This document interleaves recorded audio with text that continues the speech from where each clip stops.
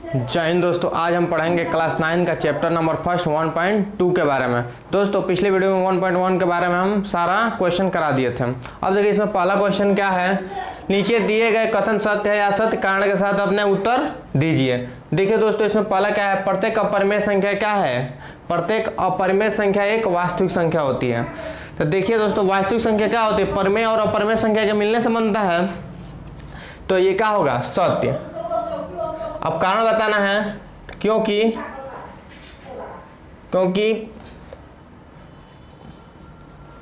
वास्तविक संख्याओं के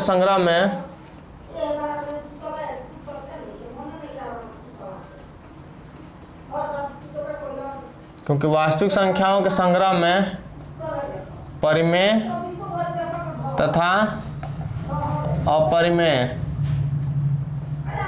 दोनों संख्याएं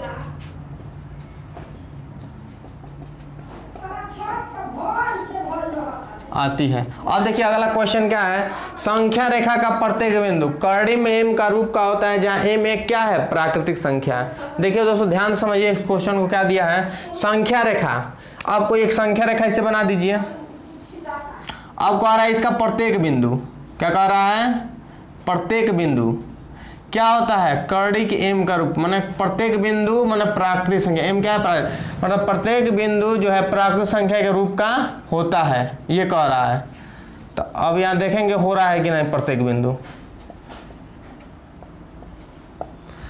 अब देखिए कह रहा है कि मतलब कोई भी प्रत्येक बिंदु जो है कर्णिम एम का मतलब प्राकृतिक संख्या के वर्गमूल से ही वो आया है। तो देखिए एक करेंगे तो एक आ जाएगा, यहाँ अगर कर्णिम में 4 होगा, प्राकृतिक संख्या का वर्गमूल करेंगे 4 का तो 2 आ जाएगा, और यहाँ कर्णिम में 9 का वर्गमूल करेंगे तो 3 आ जाएगा, और कर्णिम में अगर 16 होगा तो 4 आ जाएगा। मतलब कोई भी प्राकृतिक संख्या रख रहे हैं तो संख्या रेखा बिंदु आ रहा है। अब इधर बताइए कौन ऐसी प्राकृतिक संख्या रखे कि उस संख्या का आ जाए, ऋणात्मक आ जाए, क्या आ जाए, ऋणात्मक। तो क्या है, असत्य, क्योंकि किसी भी प्राकृतिक संख्या का वर्गमूल ऋणात्मक संख्या नहीं हो सकती है। ठीक है दोस्तों, अगला देखिए क्या है, प्रत्येक वास्तविक संख्या एक अपरिमेय संख्या होती है। क्या दिया है, प्रत्येक वास्तविक संख्या एक अपरिमेय संख्या होती है। तो दोस्तों परिमेय और अपरिमेय के मिलने से किसका निर्माण होता है, वास्तविक संख्या। तो कह रहा है कि वास्तविक संख्या अपरिमेय नहीं, दोनों होती है, परिमेय और अपरिमेय। ठीक है, तो असत्य ये भी है। अब कारण बताइए, क्योंकि वास्तविक संख्याओं के संग्रह में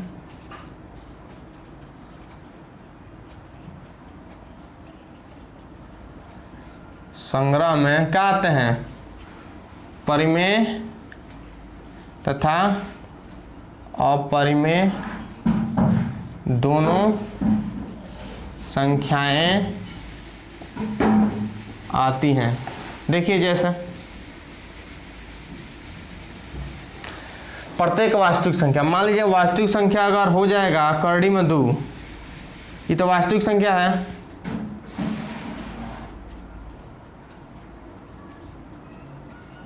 अभी बताइए परिमेय है, परिमेय संख्या तो नहीं है, लेकिन अपरिमेय संख्या है। ठीक है, अगला क्वेश्चन देखिए, क्या सभी धनात्मक पूर्णांकों का वर्गमूल अपरिमेय होते हैं, यदि नहीं तो एक ऐसी संख्या का वर्गमूल का उदाहरण दीजिए जो एक परिमेय संख्या है।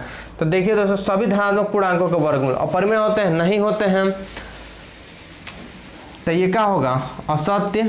अब इसका कारण भी बताना है, असत्य, क्योंकि सभी धनात्मक पूर्णांकों के वर्गमूल अपरिमेय नहीं होते हैं। आप संख्या बताइए वैसी, जैसे मान लीजिए कर्णी में 4 अब इसका वर्गमूल करेंगे तो क्या होगा 2, तो 2 का है एक परिमेय संख्या है, ठीक है।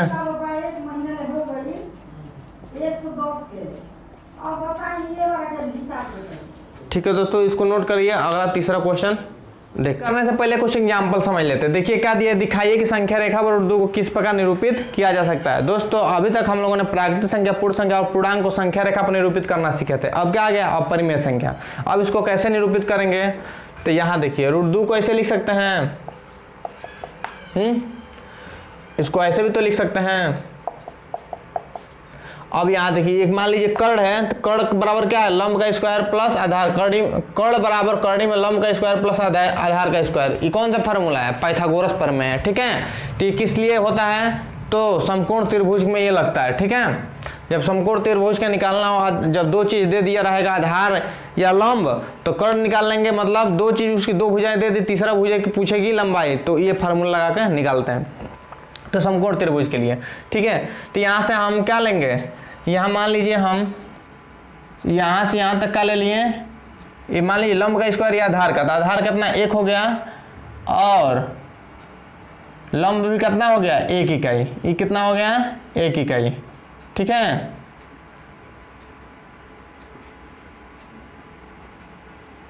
अब ये भी 1 इकाई है, और यहाँ बिंदु मान लीजिए O, ठीक है, और यहाँ A, और इसको B, ठीक है। अब O को B से मिला दीजिए, और क्या है, यहाँ से हम ये लंब डाल दिए हैं, ठीक है। OA बराबर एक ऊंचाई लिए, एक इकाई लिए है, और फिर उस पर लंब डाले हैं AB, और उसकी लंबाई भी कितनी है 1 इकाई, और यहाँ से हम मिला दिए हैं फिर। तो लिखिए इसको कैसे किए हैं, OA बराबर 1 इकाई और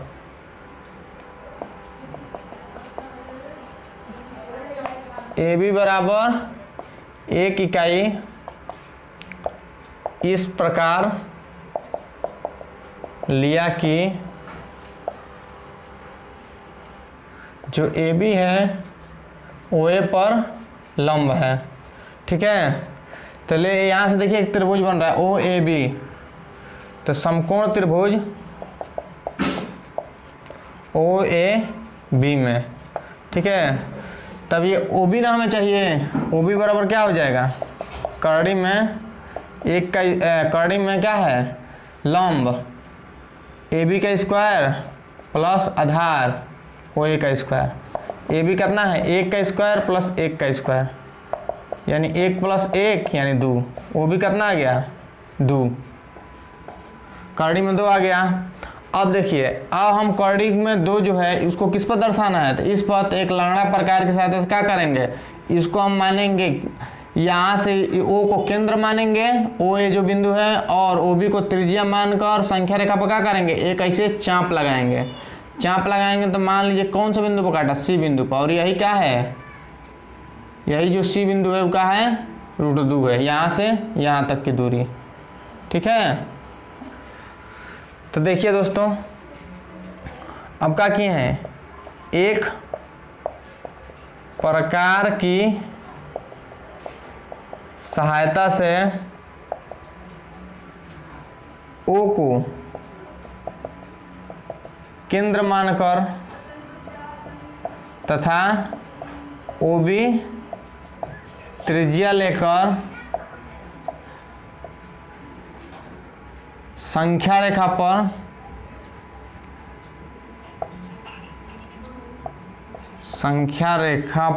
पर एक चाप लगाया, जो संख्या रेखा पर बिंदु C पर काटती है। अतः बिंदु जो C है वो क्या करेगी, √2 को निरूपित करती है, ठीक है दोस्तों। देखिए रूट 2 को अगर संख्या रेखा पर दर्शाने के लिए क्या करेंगे हम, मान लीजिए रूट 2 को तो ऐसे लिख सकते हैं 1 + 1 करड़ी में 2 है तो करड़ी में 2 में 1 + 1 लिख सकते हैं, और 1 का वर्ग करेंगे तभी 1 क्या होगा, 1 का वर्ग करेंगे तभी 1। अब ये देखिए जो है पाइथागोरस प्रमेय के रूप में आ गया है। किस रूप में? पाइथागोरस प्रमेय के रूप में। ये हम वो मानने के लिए कहे हैं, ठीक है, कि ये OA बराबर 1 इकाई, ठीक है, ये पाइथागोरस प्रमेय के रूप में आ गया है। तो अब देखिए यहाँ से हम OA बराबर 1 इकाई लिए हैं, ठीक है, और AB बराबर भी 1 इकाई, OA बराबर 1 इकाई और AB बराबर भी 1 इकाई, और इस प्रकार लिए कि AB क्या है, जो AB है OA परलंब है और समकोण त्रिभुज फिर ले लिए, ये 1 इकाई लिए 1 इकाई, हम इस प्रकार माने हैं, ठीक है। और माने हैं कैसे, तो हम इस आधार पर माने हैं, ठीक है, कि ये दोनों करेंगे, जब दोनों का वर्ग करेंगे तो इसके बराबर आ जाएगा, कर्ण के बराबर, ठीक है, मैंने करड़ी में 2 के बराबर, करड़ी को 2 को ऐसा करना है फ्रैक्शन कि वो क्या हो जाए, मतलब 2 भागों में ऐसे बांटना है कि दोनों का वर्ग क्या हो जाए, उसके बराबर आ जाए, ठीक है, जो संख्या निरूपित करनी है। तो यहाँ से ऐसे क्या करेंगे, ये रूट 2 आ गया तो रूट 2 को हमको किस पर निरूपित करना है, इस पर ना, संख्या रेखा पर ना, संख्या रेखा पर। ये क्या है, संख्या रेखा है,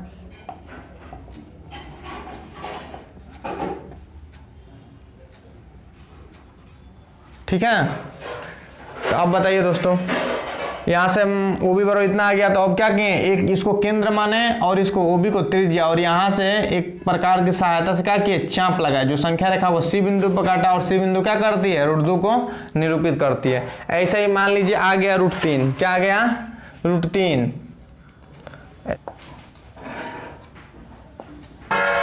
तो रूट 3 को क्या लिख सकते हैं, ऐसे लिख सकते हैं 2 प्लस, ऐसे लिख दीजिए 1 + 2, ऐसे लिख सकते हैं। अब बताइए 1 और 2, इसको ऐसे लिख सकते हैं 1 का स्क्वायर प्लस करणी में 2 का स्क्वायर, ठीक है दोस्तों।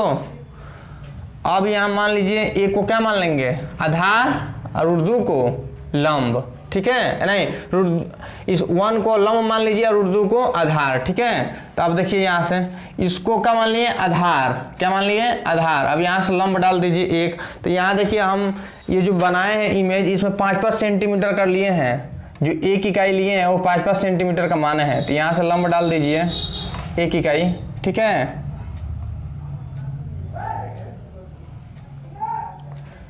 अब यहाँ देखिए 1 इकाई हो गया, तो ये कर्ण कितना आ जाएगा, इसको मिला दीजिए,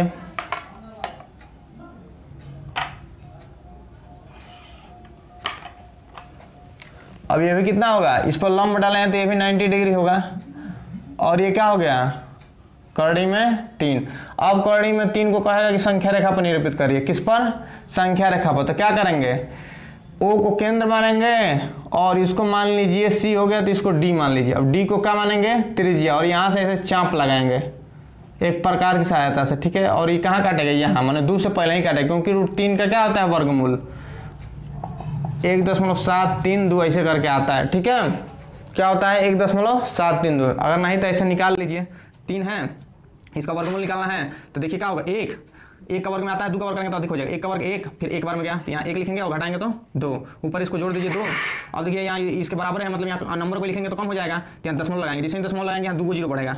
अब देखिए कितने बार में जाएगा, 7 बार में, क्या होगा, 7 × 49 और 7 × 14, 4 18, इसको जोड़ दीजिए कितना होगा, 34, और इसको घटाएंगे तो 11। अब दशमलव के प्रभाव से 2 0 बढ़ जाएगा, ठीक है। अब देखिए कितनी बार में जाएगा, तो 3 बार में, गुणा कर दे 3 के 9, 3 चौके 12, 3 के 9 1 10, कितना होगा, घटाएंगे तो 71 होगा। फिर इस दशमलव के प्रभाव से क्या होगा, 2 0 बढ़ जाएगा, और यहाँ 3 लिख दीजिए, अब इसको जोड़ दीजिए 6 4 3। अब ये कितनी बार में जाएगा, तो 2 बार में ऐसे आता जाएगा, ठीक है। 2 दूनी 4, 2 6 12, और 2 चौका 8 1 9, 2 3 6, ऐसे करके आता जाएगा, ठीक है दोस्तों। तो ऐसे दशमलव का 3 स्थान तक लिखते हैं, तो 6 हो जाएगा, ये 9 में से 2 गया 7, और 10 में से 1 गया 1, ठीक है, इतना आएगा। अब देखिए दोस्तों, रूट 2 को तो इसे दर्शा दिया, अब मान लिया रूट 2 को दर्शा दिया, रूट 3 को दर्शा दिया, यहाँ देखिए 2 लिखे हैं, यहाँ 3 होगा, ठीक है। अब देखिए यानी 2 हो जाएगा। अब कर्ण 5 को दर्शाने का सीखते हैं, ठीक है। चलिए दोस्तों देखिए तीसरा नंबर क्वेश्चन क्या दिया है, दिखाइए कि संख्या रेखा पर रूट 5 को किस प्रकार निरूपित किया जा सकता है। तो देखिए दोस्तों, रूट 5 को हम क्या लिख सकते हैं, 4 + 1 लिख सकते हैं, 4 + 1 यानी 2 का स्क्वायर प्लस 1 का स्क्वायर, ऐसे लिख सकते हैं। देखिए करड़ी में 5 बराबर क्या लिख सकते हैं, इसको 2 का स्क्वायर प्लस 1 का स्क्वायर इस रूप में है, यानी कर्ण बराबर क्या होता है, कर्ण में लंब का स्क्वायर प्लस आधार का स्क्वायर, यानी क्या हो जाता है, समकोण त्रिभुज हो जाता है। तो आप ऐसे कह सकते हैं, यहां से यहां तक क्या ले लीजिए 2 इकाई और इस पर लंब कितना डाल दीजिए 1, ठीक है, माने ये आधार हो गया, ये क्या हो गया लंब, आधार का स्क्वायर प्लस लंब का स्क्वायर कर्णी में होगा, उसका वर्गमूल किसके बराबर होता है, कर्ण के बराबर, यानी कर्ण बराबर क्या होता है, कर्णी में लंब का स्क्वायर प्लस आधार का स्क्वायर। तो आधार का स्क्वायर कितना है, मान लीजिए माने है 2 और यहाँ क्या है लंब 1, ठीक है, तो आधार 2 मान लिया और लंब कितना इस पर मान लिए 1, ठीक है। अब देखिए दोस्तों, इसको हम कर्णी को 5 में दर्शाना है। तो देखिए दोस्तों, हमने पहले सीखा था प्राकृतिक संख्या पूर्ण संख्या पूर्णांक को संख्या रेखा पर दर्शाना, अभी अपरिमेय संख्या आ गई है तो इसको कैसे दर्शाएंगे, तो इसके लिए कुछ ऐसे फार्मूले हैं, ठीक है। तो अब देखिए क्या करेंगे, इसको यहाँ से मिला दीजिए। अब यहाँ से यहाँ तक जो दूरी लिए हैं, यहाँ से इसको मान लीजिए O, इसको मान लीजिए A और इसको B, ठीक है। ये कितना हो गया 2 इकाई और ये 1 इकाई, ठीक है। अब देखिए क्या करेंगे, OA बराबर कितना लिए हैं, OA बराबर 2 इकाई, ठीक है, और AB बराबर 1 इकाई। इस प्रकार लिया कि जो AB है OA पर क्या है लंब है, ये क्या है लंब है, यानी 90 अंश है, ठीक है।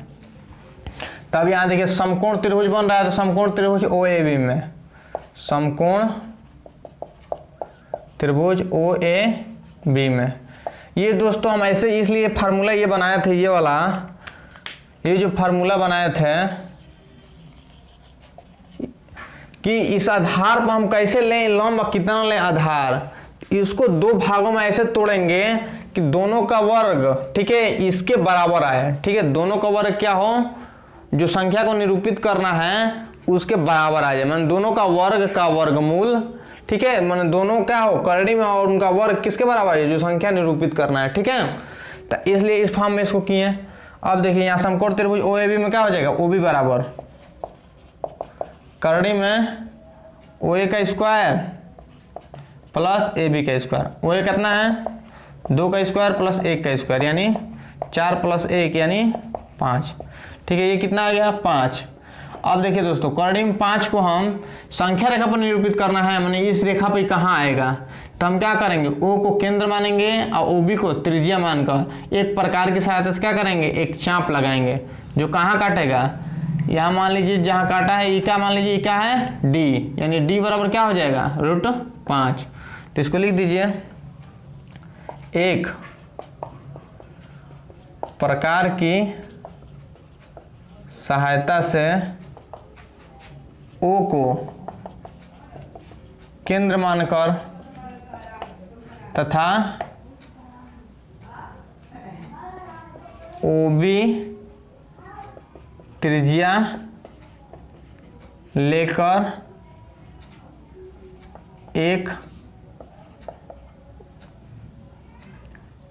संख्या रेखा पर, ठीक है, संख्या रेखा पर एक चाप लगाया, ठीक है, जो संख्या रेखा पर बिंदु D पर काटती है, अतः बिंदु D जो है किसको निरूपित करते हैं, √5 को निरूपित करती है, ठीक है दोस्तों। चलिए नोट कीजिए।